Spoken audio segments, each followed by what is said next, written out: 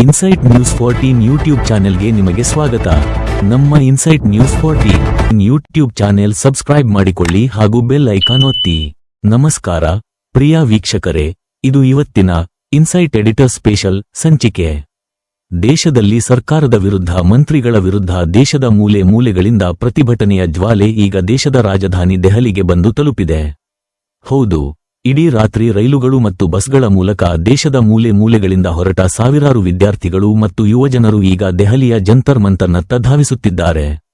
ನೀವು ನೋಡ್ತಿರಬಹುದು, ರೈಲುಗಳ ಒಳಗಡೆಯೇ ಯುವಕರು ಘೋಷಣೆಗಳನ್ನು ಕೂಗುತ್ತಾ ತಮ್ಮ ಆಕ್ರೋಶ ಹೊರಹಾಕುತ್ತಿದ್ದಾರೆ.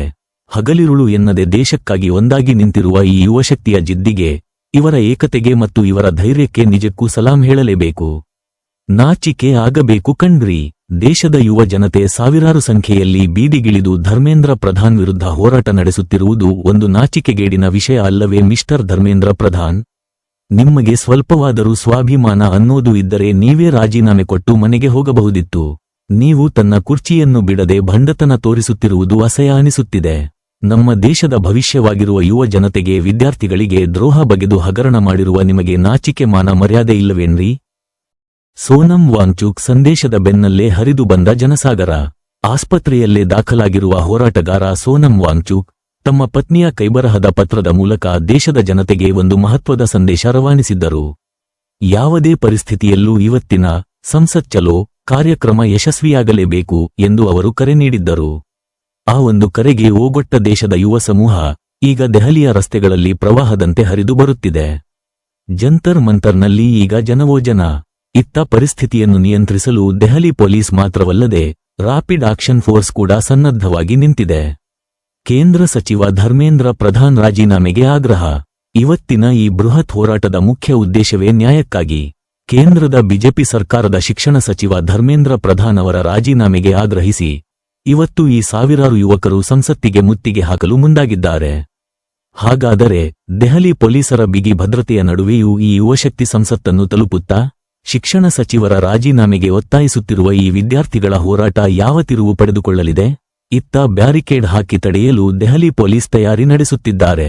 ನೀವು ಮಾಡಿದ ನೀಟ್ ಪೇಪರ್ ಲೀಕ್ನಿಂದಾಗಿ ಅದೆಷ್ಟೋ ಜೀವಗಳು ಬಲಿಯಾದವು. ಸಾವಿರಾರು ಜನರು ಬೀದಿಗಳಲ್ಲಿ ನಿಮ್ಮ ವಿರುದ್ಧ ರಾಜೀನಾಮೆ ಕೇಳುತ್ತಿದ್ದಾರೆ. जंतर मंतर का एंट्री पॉइंट है और आप देख सकते हैं कि लगातार बड़ी संख्या में लोग आते ही जा रहे हैं. लगभग सुबह से इतनी ही भीड़ की तादाद लगातार आती जा रही है और नारों के साथ एंट्री करते जा रहे हैं. जब जहां तक आपकी निगाह जाएगी, झंडों के साथ नारे और लोग नजर आएंगे.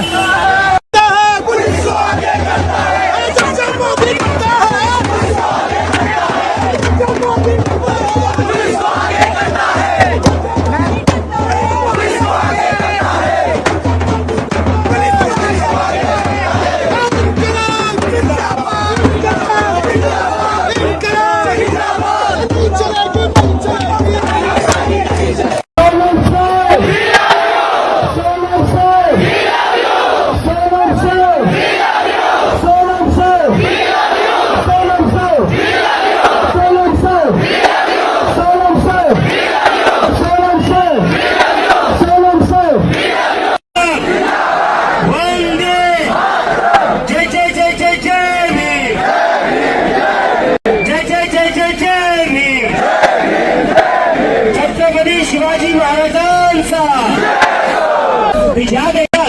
जेव्हा जेव्हा मुलं, विद्यार्थी परीक्षेचा मुद्दा उठवतात, बेरोजगारीचा मुद्दा उठवतात, त्यांना हे सरकार व्हायरस म्हणून बघते. तर या सरकारला मला फक्त एकच सांगतो, आम्ही व्हायरस नाही, आम्ही वॅक्सिन आहे.